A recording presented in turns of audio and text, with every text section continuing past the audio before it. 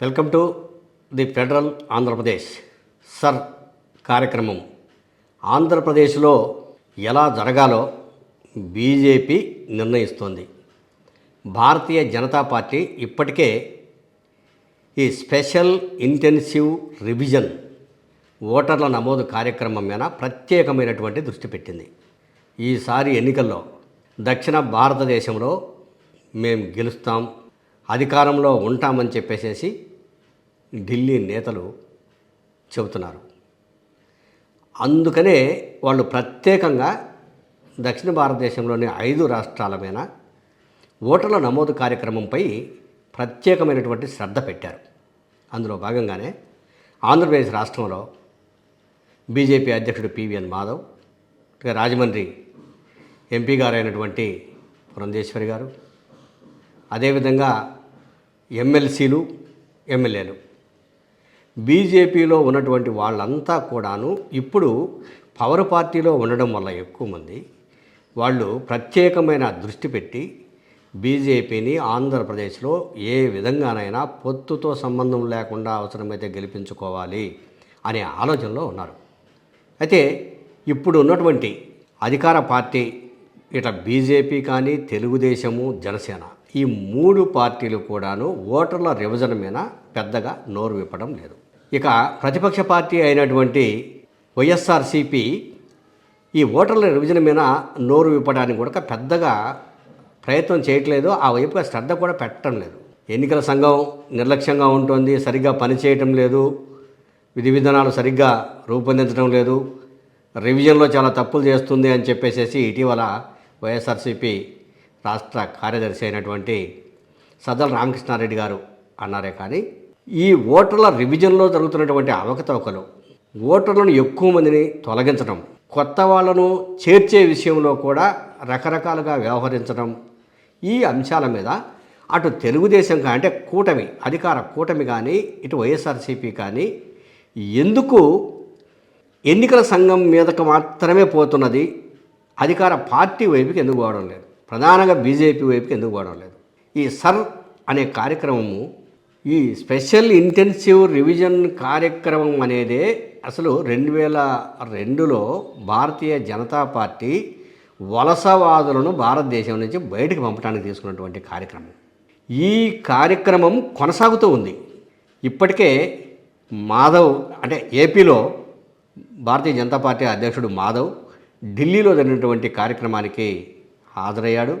ఢిల్లీలో ఆంధ్రప్రదేశ్లో మేము ఎలా వ్యవహరించబోతున్నాం, బూత్ లెవెల్ కమిటీలను ఇప్పటికే ఏర్పాటు చేశాం, అంటే ఏజెంట్స్ను, బూత్ లెవెల్లో పాల్గొనబోయే ఏజెంట్స్, వచ్చి ఎన్నికల్లో పాల్గొనబోయే ఏజెంట్స్ను ఎంపిక చేసి వారికి 90 రోజులు శిక్షణ కూడా ఇచ్చారు.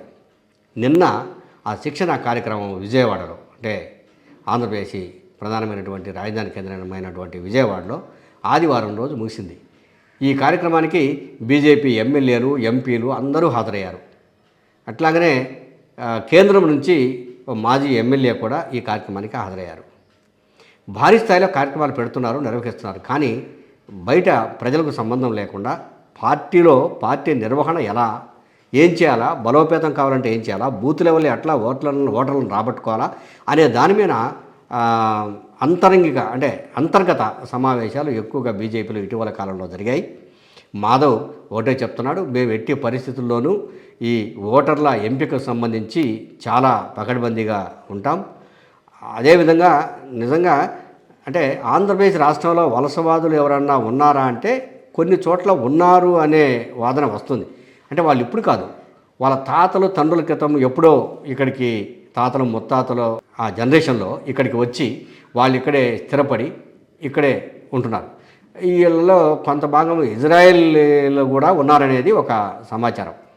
అంటే మేము కాదు, మా ముత్తాతలు అట్లా వచ్చారు, స్థిరపడ్డారు, మాది ఇదే నగరము, లేకపోతే ఆంధ్రప్రదేశ్ రాష్ట్రమే అవుతుంది కానీ వేరే రాష్ట్రం కాదు, వేరే దేశం కాదు కదా మేము అనేది వాళ్ళ వాదన. కానీ బీజేపీ వాళ్ళ వాదన అట్లా లేదు. ఎవరైతే ఎన్ని తరాల క్రితం వచ్చినా ఇక్కడ వలసవాదులుగా వచ్చి స్థిరపడిపోయారు, అటువంటి వాళ్లకు ఓటు లేకుండా తీసేసి వాళ్ళని తిరిగి వాళ్ళ స్వదేశానికి పంపే విధంగా చర్యలు తీసుకోవాలనే ఆలోచన కూడా ఒకటి జరుగుతూ ఉంది. ఆ ఆలోచనలో భాగంగా వాళ్ళ జరిగిన కార్యశాలల కార్యక్రమాలలో కూడాను ఇది చర్చకు వచ్చినట్లు వాళ్ళ విశ్వసనీయమైనటువంటి సమాచారం. నిజంగా అదే జరిగితే ఆంధ్రప్రదేశ్లో కొన్ని గొడవలు జరిగే అవకాశాలు కూడా ఉంటాయి. ఏమైనా వచ్చే నెల అంటే ఏప్రిల్ నెల 15వ తేదీ నుంచి ఈ కార్యక్రమాన్ని ఆంధ్రప్రదేశ్లో చేపట్టబోతున్నారు.